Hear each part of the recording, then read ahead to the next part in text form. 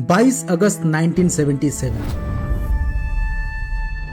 एक ऐसी एक्ट्रेसेस इस दुनिया से रुखसत हुई जिसकी फीस 1960s के जमाने में हुआ करता था पूरे 3 लाख रुपए, और उनके मौत के बाद जो हुआ वो आत्मा को झकझोर देने वाला था। उनकी लाश को एक ठेले पे रख के शमशान तक ले जाया गया। ना तो कोई रोने वाला था और ना ही उन्हें कंधे देने को 4 लोग। जिस हीरोइन ने कभी फिल्म इंडस्ट्री पर हुकूमत की थी, उसी हीरोइन को सिर्फ जिंदा रहने के लिए अपना सब कुछ बेचना पड़ा, यहाँ तक कि अपनी जिस्म भी। जी नहीं, ये किसी फिल्म की कहानी नहीं है, ये फिल्म इंडस्ट्री की सबसे दर्दनाक भुला दिया गया सच है। एक ऐसी दास्तान जिस पर सालों बाद ओम शांति ओम जैसी फिल्म बनी। ये कहानी है बिम्मी की, द मोस्ट ब्यूटीफुल बिम्मी। वो हसीना जिसके साथ कभी सुनील दत्त साहब से लेकर के शशि कपूर साहब तक बड़े बड़े सितारों ने काम किया, फिर क्यों आखिर में उन्हें प्रोस्टिट्यूट बनना पड़ा? ऐसा क्या हुआ कि आसमान की ये सितारा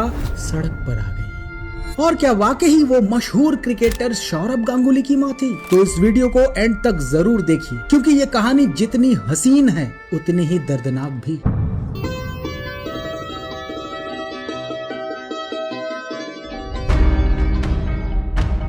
कहानी शुरू होती है 1943 पंजाब के जलंधर से। यही उस बच्ची का जन्म हुआ जिसका असली नाम था बिमलेश।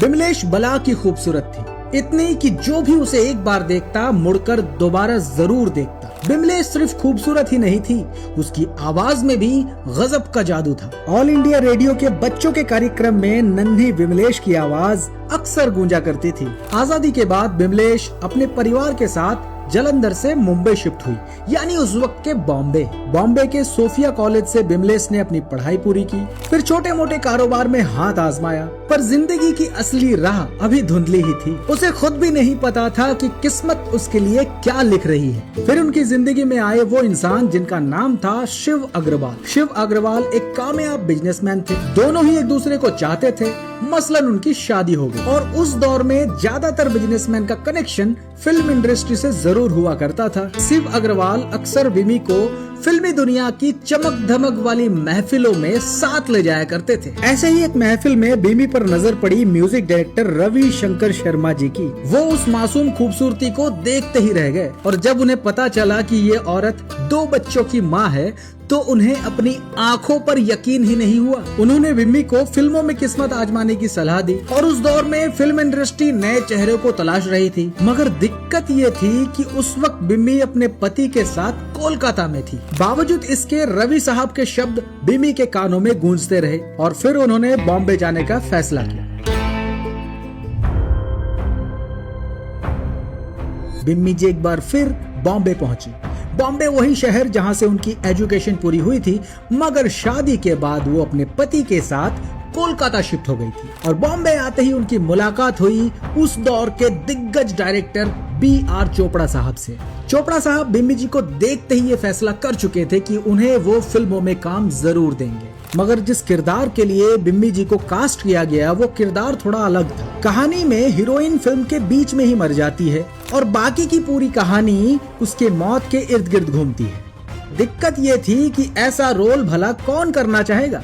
हर किसी को यही डर था, कहीं कैरियर शुरू होने से पहले ही दफन ना हो जाए। मगर बिम्मी जी ने हिम्मत दिखाया। उन्होंने कहा कि ये रोल मैं जरूर करूंगी। फिल्मों में काम करने वाली बात से बिम्मी जी के माता पिता नाराज हो गए। वो पहले से ही शिवराज अग्रवाल से शादी के खिलाफ थे, ऊपर से ये फिल्मों में काम करना। इसी नाराजगी में अपनी बेटी को उन्होंने जायदाद और जिंदगी दोनों से बेदखल कर दिया।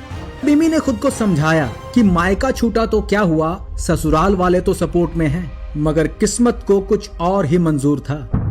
शिवराज के माता पिता बिम्मी को बहुत चाहते थे, तब तक जब तक उन्हें ये नहीं पता चला कि बिम्मी पर्दे पर आने वाली है। बिम्मी फिल्मों में काम करने वाली है, ये बात सुनते ही शिवराज के माता पिता ने बहू और बेटे दोनों को घर से बेदखल कर दिया। पर शायद इसी अकेलेपन ने उनका रास्ता साफ कर दिया। मंजिल तय थी फिल्म इंडस्ट्री। और फिर आया साल 1967। इसी साल रिलीज हुई बिम्मी की पहली फिल्म, वो फिल्म जिसने बिम्मी जी को रातों रात सुपरस्टार बना दिया। ना मुंह छुपा के जियो और न सर झुका के जियो। ये गीत ऐसे अमर हुआ कि दशकों बाद संजू जैसे फिल्म में भी इस गीत को यूज किया गया। वो गाना कौन सा था डैड? तू गाएगा? न मुंह छुपा के जिए हम, न सर झुका के जिए। और बाद में जब लोगों ने बिम्मी जी की कहानी सुनी और ये गीत सुना तो उन्हें लगा कि ये गीत शायद बिम्मी जी के लिए ही लिखा गया था। फिल्म हमराज सुपरहिट साबित हुई। साथ में थे सुनील दत्त साहब और राजकुमार साहब जैसे बड़े नाम, और ये गीत तो लोग आज भी गुनगुनाते हैं। तुम अगर साथ देने का वादा करो। बिम्मी जी का पहली ही फिल्म और सीधे बुलंदियों पर, उनका नाम अब बड़े सितारों में गिना जाने लगा। हर मैगजीन के कवर उनके बिना अधूरा था। फिल्म फेयर मैगजीन ने भी उन्हें फ्रंट पेज पर जगह दी। उस जमाने में जब बेबाक होना गुनाह समझा जाता था, बिम्मी जी ने बोल्ड फोटोशूट करवाया। वो सच में अपने वक्त से कई कदम आगे थी। डिमांड इस कदर बढ़े कि प्रोड्यूसर सिर्फ और सिर्फ बिम्मी जी को अपने फिल्मों में लेना चाहते थे, और यही चीज बिम्मी जी के लिए एक बहुत बड़ी मुसीबत साबित हुई। तुम्हारी खुशनसीबी पे मुझे जलन हो रही है। दरअसल जब भी कोई न्यू कॉमर्स बड़े बैनर्स के साथ जुड़ते हैं तो उनके साथ तय होता है एक कॉन्ट्रैक्ट। B.R. चोपड़ा साहब और बिम्मी जी के साथ ये कॉन्ट्रैक्ट तय हुआ था कि वो एक साथ 3 फिल्मों में काम करेंगी, जिसमें से एक फिल्म हमराज कंप्लीट हो चुकी थी। अब उन्हें 2 और फिल्मों में B.R. चोपड़ा के लिए काम करना था। क्योंकि वो पहले ही फिल्म से सुपरस्टार बन चुकी थी तो इस दौरान उनकी फीस लगभग 3 लाख रुपए थे। शोहरत और दौलत दोनों एक साथ बरस रही थी। इस दौरान बिम्मी जी ने पाली हिल में आलीशान अपार्टमेंट खरीदा। महंगे कपड़ों से उनकी अलमारी भरी पड़ी थी। जिंदगी किसी जन्नत से कम नहीं लग रही थी, मगर यहीं से बिल्कुल चुपके से मुश्किलों ने दस्तक देना शुरू कर दी। कहते हैं बिम्मी जी के पति चोपड़ा साहब के इस कॉन्ट्रैक्ट के अगेंस्ट थे। दरअसल उनके पति चाहते थे बिम्मी ढेरों फिल्मों में काम करे और हर फिल्म सोना उगले, पर कॉन्ट्रैक्ट का ये जंजीर तोड़ना इतना आसान नहीं था। तो इसीलिए शिवराज ने एक चाल चली। जैसे ही B.R. चोपड़ा साहब ने बिम्मी को आउटडोर शूटिंग के लिए बुलाया, शिवराज बिम्मी जी को लेके सीधा कोलकाता निकल गए और ये मैसेज भिजवाया कि बिम्मी जी आउटडोर शूटिंग के लिए नहीं आ सकती। चोपड़ा साहब का पारा 7वें आसमान पर पहुंच गया और गुस्से में उन्होंने वो कॉन्ट्रैक्ट कैंसिल कर दिया। नतीजा, अब बिम्मी जी अदर्स फिल्मों में भी काम कर सकती थी। चलिए, ये तो अच्छा हुआ ना, मगर रुकिए, किस्मत अक्सर मुस्कुराकर वहीं पीठ में छुरा घोंपता है जहां इंसान सबसे ज्यादा बेफिक्र होता है।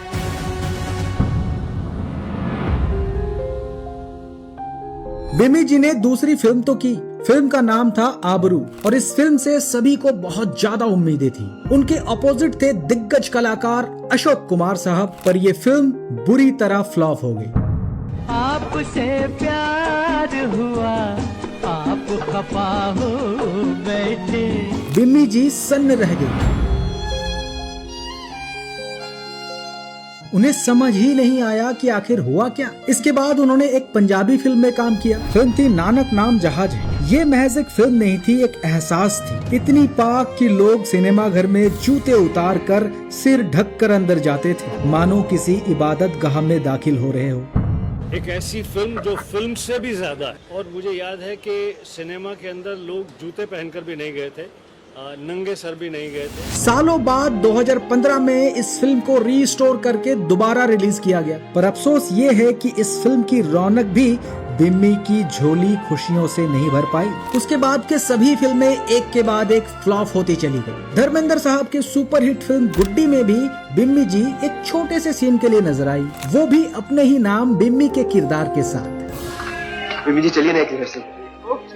रीता भी रेडी। पर्दे की वो रोशनी अब धीरे धीरे बुझने लगी और ठीक इसी अंधेरे में उनकी जिंदगी में दाखिल हुई वो चीज जो आगे चलकर उनकी जिंदगी की सबसे बड़ी दुश्मन बन गई। जैसे गीता दत्त जी के साथ हुआ था, जैसे मीना कुमारी जी के साथ हुआ था, वो चीज थी शराब। शराब ने बिम्मी जी को धीरे धीरे डिप्रेशन के गहरे कुएं में धकेल दिया। कभी जिसके पास एक रोशन भविष्य था, अब उसके हाथ में कुछ नहीं बचा था। हर कोशिश नाकाम हो रही थी। और ठीक तभी एक और गहरा जख्म मिला। ये राज खुला कि जिस पति को उन्होंने अपना सब कुछ माना था, वही पति उन पर हाथ उठाता था, उन्हें मारता पीटता था। इन सभी हालातों का सामना करती हुई बिमी जी अंदर ही अंदर बिखरती चली गई। न जाने ऐसा क्यों होता है। ये जो खूबसूरत चेहरे हैं, इनके जो रक्षक हैं, जिनका काम है इन्हें प्रोटेक्ट करना, वही आगे चल के उनका सबसे बड़ा दुश्मन बन जाता है। और जब बात हद से बाहर चली गई तो बिमी जी ने भी एक कड़ा फैसला लिया। वो फैसला था इस रिश्ते की घुटन से आजाद होने का। उन्हें लगा कि इन सब घुटन से निकलकर वो दोबारा खुद को स्टैब्लिश करेंगी। हर एक बेजा तकल्लुफ से बगावत का इरादा है। मैगजीन के पन्नों पर वो अब भी चमकती थी, पर उनका दिल तो पर्दे पर लौटना चाहता था और यही तो नहीं हो पा रहा था। लगातार मिलते नाकामियों के बाद प्रोड्यूसर्स ने उनसे किनारा कर लिया था। इसी टूटे हुए दौर में बिमी जी के जिंदगी में एक और शख्स की एंट्री होती है, जॉली। जॉली बिमी जी के जिंदगी में उस वक्त आया जब वाकई उन्हें किसी अपने की, किसी सहारे की जरूरत थी। जॉली ने अपने मीठे बोलों से बिम्मी जी को यकीन दिलाया कि वो उन्हें फिल्मों में काम दिलाएगा। खैर, डूबते को तो तिनके का ही सहारा काफी है। बिम्मी जी ने जॉली पे यकीन किया। शुरुआत में सब ठीक ही लग रहा था, मगर धीरे धीरे ये रिश्ता एक जाल में बदलता चला गया। कहा जाता है कि जॉली उन्हें बेतहाशा प्रताड़ित करता था, फिजिकली भी और मेंटली भी। जॉली फिल्मों में काम दिलवाने के लिए अक्सर ये शर्त रखता कि अगर फिल्मों में काम चाहिए तो प्रोड्यूसर्स के साथ सोना पड़ेगा। और वाकई एक औरत जब किसी से प्यार करती है तो वो अंधा प्यार करती है, वो अच्छे बुरे की फर्क भूल जाती है। बिम्मी जी ने भी ऐसा ही किया। जैसा जैसा जॉली कहता, बिम्मी जी करते चली जाती। इतना सब सह करके भी बिम्मी जी को जो काम मिले, या तो वो फिल्म बनी ही नहीं, या तो उनके जगह दूसरे किसी को कास्ट कर लिया गया। गमों का दौर भी आए तो मुस्कुरा के जियो। वक्त बीतता चला गया और आया 1974 का वो साल। आखिरकार इसी साल उन्हें एक फिल्म मिली, वचन। इस फिल्म में बिम्मी जी के अपोजिट थे प्रेम चोपड़ा साहब और शशि कपूर साहब। मगर कहते हैं ना कि वक्त अगर साथ ना हो तो आदमी कितना कुछ कर ले, वो कामयाब नहीं हो पाता है। नतीजा ये फिल्म भी फ्लॉप रही। अरे बिम्मी यहाँ आई है, जरा इसकी खातिर तो कर लो। इनकी खातिर ही तो सब कुछ कर रहा हूँ। और इसके बाद ही बिम्मी जी जैसे गायब हो गई, ऐसे कि जैसे वो कभी थी ही नहीं। मगर इसके आगे की दास्तान से शायद आपकी रूह तक कांप उठे। छलक जाते हैं जब आंसू, वो सागर याद आते। जॉली ने बिम्मी जी को इतना हर्ट किया कि वो अंदर से टूट गई। और जब जॉली को लगा कि अब इस शरीर से निचोड़ने के लिए कुछ नहीं बचा, तो जॉली ने भी उनका हाथ झटक कर साथ छोड़ दिया। बिम्मी जी ने अपना सब कुछ बेच दिया और जो भी पैसे उन्हें मिले उनसे उन्होंने एक नया बिजनेस स्टार्ट किया, टेक्सटाइल का, बिम्मी टेक्सटाइल नाम से। पर वो धंधा भी ठप पड़ गया और देखते ही देखते कभी आसमान छूने वाली बिम्मी सड़क पर आ गई। वक्त ने बिम्मी जी को इस कदर कंगाल किया कि घर की एक एक चीज बिक गई। जरा सोचिए, जो हीरोइन कभी एक एक फिल्मों के फीस 3 लाख रुपए तक लिया करती थी, हालत यहाँ तक पहुंची कि शराब खरीदने तक के पैसे नहीं बचे। कहा जाता है कि जिंदा रहने की इस जंग ने उन्हें जिस्म फरोशी की राह पर ढकेल दिया। सिर्फ सरवाइव करने के लिए बिम्मी जी होटलों के कमरों में रात गुजारने लगी और शराब का नशा गहराता चला गया। हालत ये हो गई कि आंख खुलते ही उनकी दिन की शुरुआत शराब से होती थी और शराब पे ही खत्म। और फिर एक दिन उनका लिवर जवाब दे गया। जिस घड़ी बिम्मी जी जिंदगी और मौत के बीच झूल रही थी, सिर्फ नाम के लिए जॉली उनके पास था और उनके सिरहाने पे ना तो उनके वो 2 बच्चे थे, ना पति और ना ही माँ बाप। अपनी आखिरी घड़ी में बिम्मी जी बिल्कुल तन्हा थी। और फिर आई 22 अगस्त 1977 की वो मनहूस तारीख। बिम्मी जी ने इस दुनिया को हमेशा के लिए अलविदा कह दिया। घटा में छुप के सितारे फना नहीं होते। बिम्मी की जिंदगी इतनी दर्द से भरी थी कि शायद कोई दूसरा उसे जीने की हिम्मत भी ना जुटा पाए। मगर सबसे बड़ी ट्रेजेडी तो अभी बाकी थी। मौत के बाद भी उनका दर्द उनका पीछा नहीं छोड़ रहा था। जॉली ने उनकी लाश को बगल में खड़े एक चाय के ठेले पर लाद दिया। जरा सोचिए, वो बिम्मी थी जिसकी एक झलक पाने के लिए लोग तरसते थे, और आज उनका बेजान शरीर खुले में एक ठेले पर पड़ा था। उन्हें कंधा देने के लिए 4 लोग तक नहीं थे। इसी ठेले को खींचते हुए जॉली शमशान घाट तक ले गए, चिता पर रखा और आग दिखाई। ना 4 कंधे, ना कोई रिश्तेदार, ना ही कोई जान पहचान वाला। जलती हुई इस चिता के पास शायद उसकी रूह यही सोच रही होगी कि चलो जिंदगी में नहीं तो कम से कम मौत पर तो कोई आ जाता, पर ऐसा नहीं। बिम्मी जी को एक ढंग का विदाई तक नसीब नहीं हुआ। मुझ पे बहुत बड़ा जुल्म किया है। ना कोई अखबार, ना कोई सुर्खी। ये सच भी दुनिया के सामने तब आया जब बिम्मी जी के कुछ पुराने दोस्तों ने अपनी खामोशी तोड़ी।